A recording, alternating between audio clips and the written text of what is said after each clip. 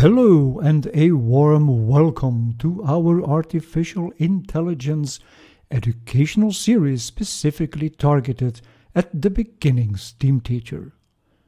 Through engaging experiments, your students will be able to understand what's behind artificial intelligence and thus be better prepared for a fast-changing world.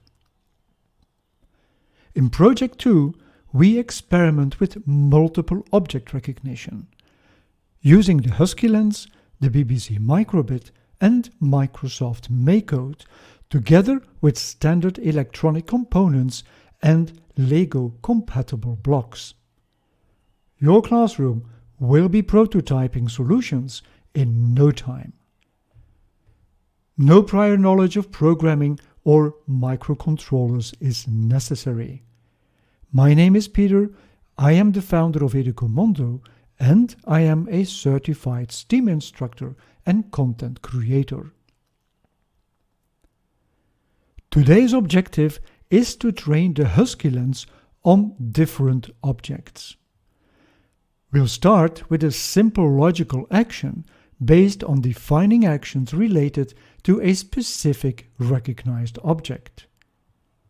And all of that will come together in building a prototype, stimulating the creativity of your classroom. Before we start, I want to introduce the Lego block-compatible components by Key Studio. These are perfect for a classroom with younger students, as they are quite sturdy and easy to handle than the bare components, with often flimsy legs or connectors. The range of available components is quite extensive and more or less the same as in a standard electronics starter kit. Because they are Lego block compatible, they are ideal to integrate in prototypes, and this builds your students' engineering skills and imagination. Let's get started.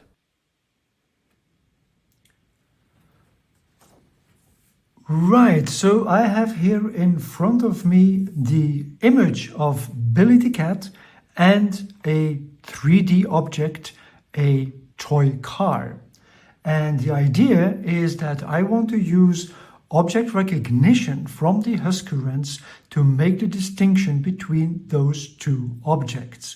Now, remember that we are using object recognition mode on the HuskyLens, which means that we are going to make use of two of the predefined categories, and cat and car happen to be two of those predefined categories. Now, before you start with the object recognition, the first thing you need to do is to click on the left button, go to Object Recognition, and then make sure that it is set to Learn Multiple and that the slider is moved to the right. This means that multiple learning is engaged and that indeed multiple objects and multiple categories can be defined. You go to Save and Return, and yes, I want to save it. Okay, let me first shoot Billy the cat. And as you can see, it immediately recognizes her as a cat. So I'm going to push the right button, which is the Learn button. And immediately the frame turns into blue and ID1 is added to the picture. I'm releasing it and I'm clicking it immediately in order to let the system know that I want to continue with another object, which is the car. And as you can see, the car is also immediately recognized. So I'm clicking on the Learn button and the ID2 appears in the frame. It's finished. I don't want to continue. So I'm pushing the left button. Now let's double check whether it will still recognize the cat. Yes, indeed. And also the car. And it recognizes those two objects flawlessly. Now it recognizes those two categories flawlessly because I've been using very clear pictures and quite a large model. I've noticed that if you're using not so good pictures or drawings and small 3D objects, that the HuskyLens may be confused a couple of times in identifying the right category. So save yourself a lot of trouble and use very well recognizable images and 3D objects in the classroom. So that's it. Let us now go to the next step and connect the HuskyLens to our BBC microbit. Give me a moment to set it up and I'll be back in a second.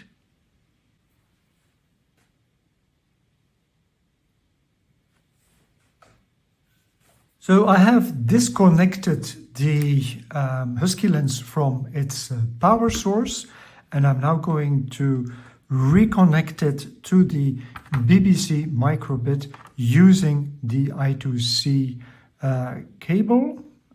So just like this, and immediately it starts working again. Now remember that the blue cable, the blue wire is going to the clock pin and the green wire is going to the data pin. I have also connected the LED with the voltage and the ground pin, the red and the black one, to my breadboard, and the yellow signal wire is connected to P7 on our breakout board for the BBC microbit. And all of that is connected through the USB cable to my laptop. Now, let's take out a whiteboard or a blackboard and share with your classroom what we want to do.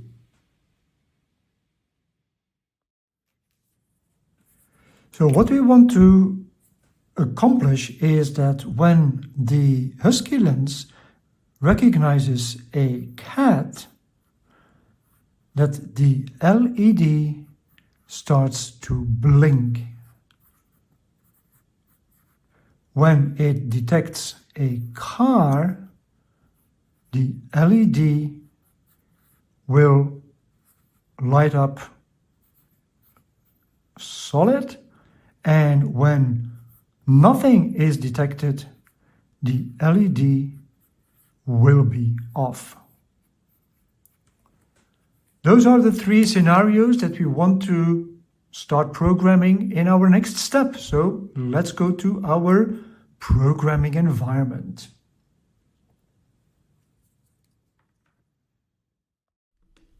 Here we are in our programming environment in MakeCode, and let's start by creating a new project. We will call it HuskyLens Project 2 Multi-Objects. We create it, and here we are. First thing, we need to upload an extension for the HuskyLens. And it's the one on the left that we are going to use. We'll upload it, and as you can see, it promptly appears in my drawer list, and we can get started. So the first thing we need to do is to initialize the HuskyLens, and we do that in the onStart block. The next thing is that we have to tell the program that the HuskyLens is going to use the algorithm of the object recognition mode. And because we are using an external LED, it's always wise to disable the LEDs on the BBC microbit, simply because they are using some pins and that can create conflict in the program and some unwanted results. Right, so now it's time to go to our forever block, and there we are going to start by asking the HuskyLens to request for data, and once it receives data, it's going to save that into a variable. The next thing is I'm going to add some actions to it, so some if statements, if else statements, and I find those under the logic drawer, and I'm using if something happens, then what is going to be the recurring action, or what's going to be the action that follows. So what I want to do is that I want to compare the idea that's on the HuskyLens frame, and I want to compare it with a number. So I have to make a comparison, which means that I have to add one of those comparison blocks. Go back to HuskyLens, and I look for frame, not arrow, that's something else. So I have to pick this one, the HuskyLens ID, and I want it to check whether it's a 1. Remember that we have a 1 and a 2 in the HuskyLens. 1 is for Billy the cat and 2 is for the car. Now, what do we want if Billy the cat approaches the HuskyLens and the HuskyLens recognizes the cat and assigns ID 1 to it? Well, we want the LED to start blinking.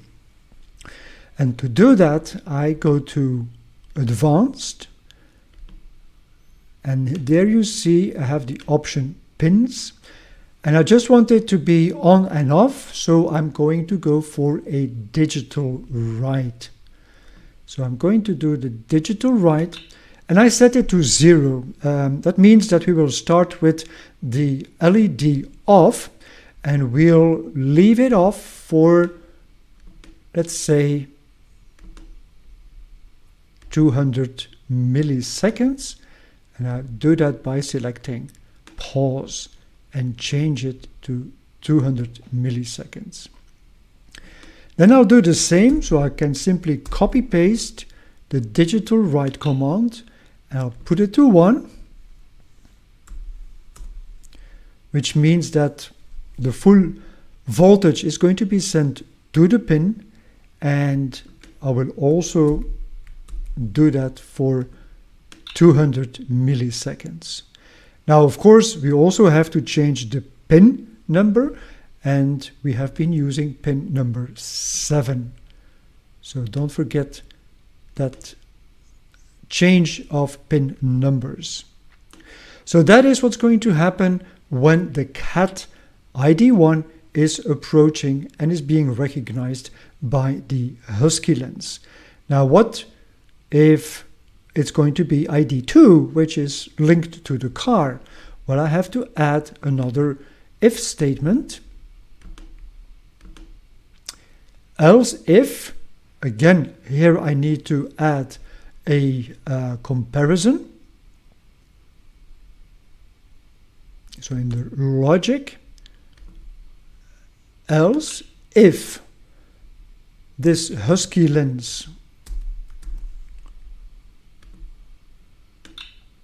idea on the frame is a 2, then I want the digital write of the pin to 1, which means it's going to switch on the LED.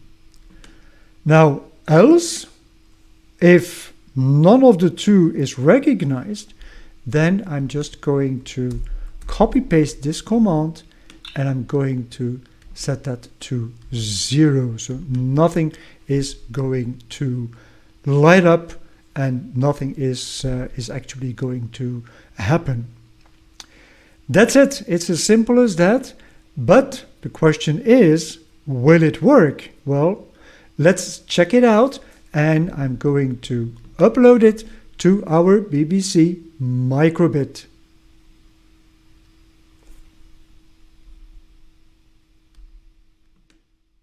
Right, so here we are with our setup, and I already have Billy ready, hopefully to be recognized by the HuskyLens, and I want you to pay attention to this LED, because if everything is fine, then the LED will start blinking with an interval of 200 milliseconds.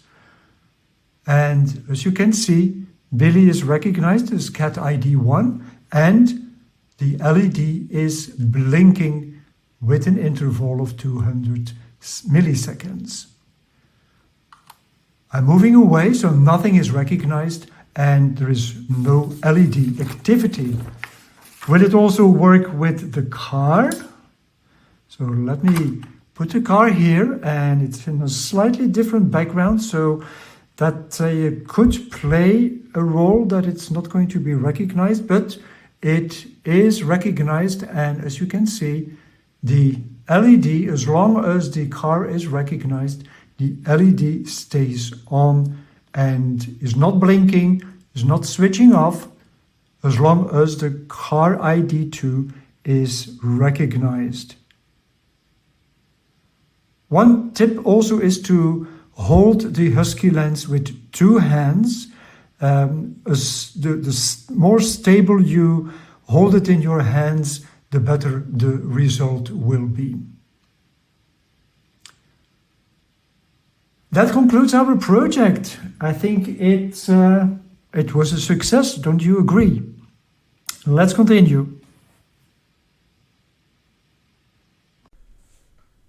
I hope it works for you too. If not, don't panic. Let's do some logical fault finding. Actually, you should hope that it does not work with some of your students, as they will learn a lot by trying to pinpoint the cause of the error. The issue can either be a programming error or a physical error.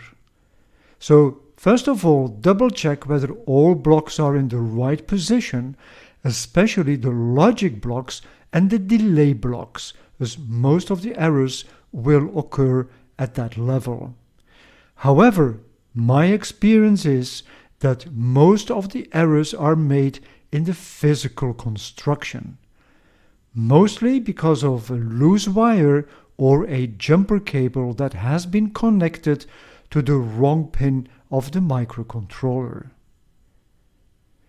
It is quite unlikely that a component is broken, specifically with these Lego compatible bricks, but it is possible. So try with another component that you're sure is not damaged and you're sure that it works.